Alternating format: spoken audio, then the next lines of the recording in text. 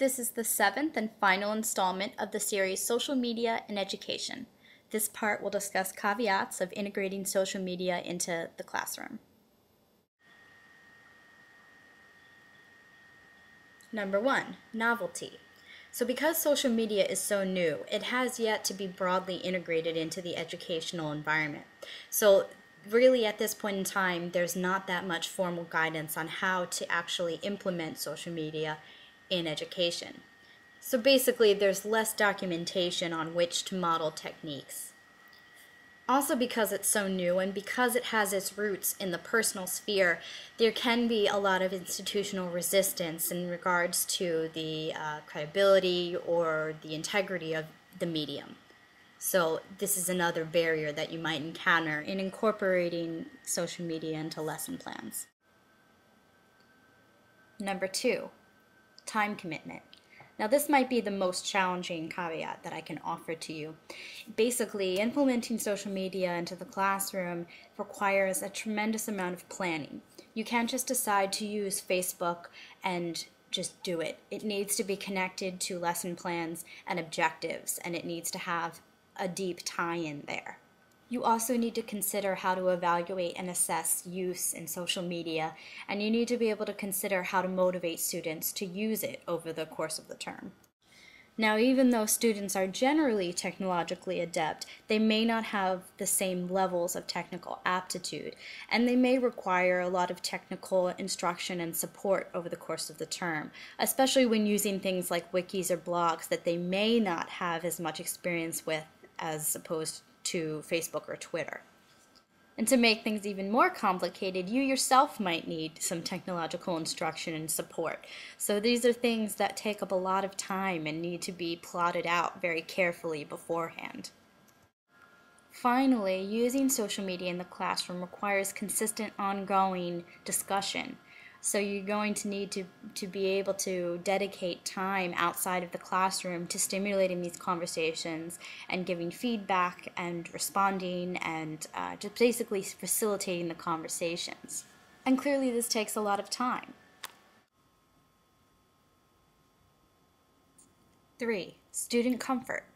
So as I just mentioned, students will have varying levels of technical aptitude, so they may not all feel comfortable using the different tools in the classroom or even outside of the classroom. So it's something to consider before jumping into it.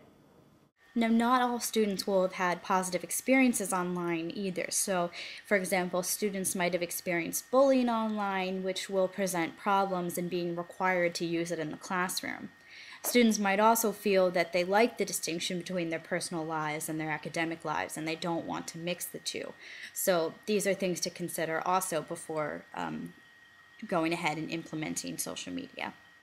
And students might just have a general aversion to social media also. I still have friends that refuse to join Facebook, so there are many different reasons for students having different comfort levels with social media, and it's important to assess the student comfort before making any concrete plans.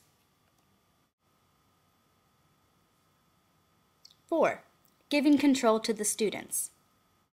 Generally, when using social media in the classroom, it means relinquishing some of your control as the instructor to become more of a facilitative figure.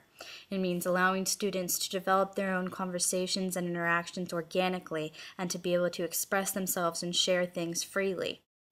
Giving control to the students means unconstrained peer-to-peer interactions, which can generally be okay, but can also at times result in either negative or argumentative interactions that may make the students feel threatened or reluctant to share and discuss.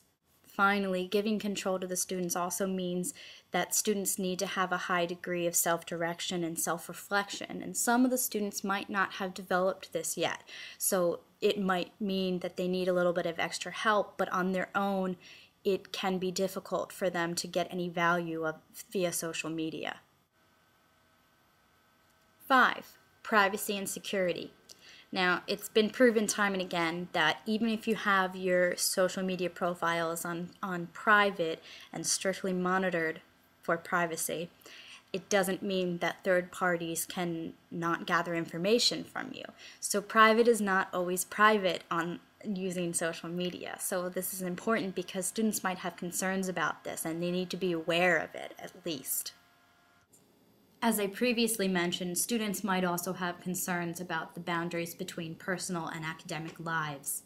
So just another thing to be aware of when planning to use social media in the classroom. 6. Information literacy. So firstly, students are not always great at determining what is authoritative and what is not authoritative. And using social media can make these distinctions even more complicated for the students. So this is something that they might need help with.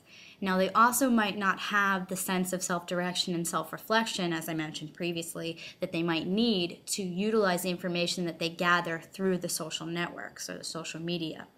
So they might need additional help in developing these skills.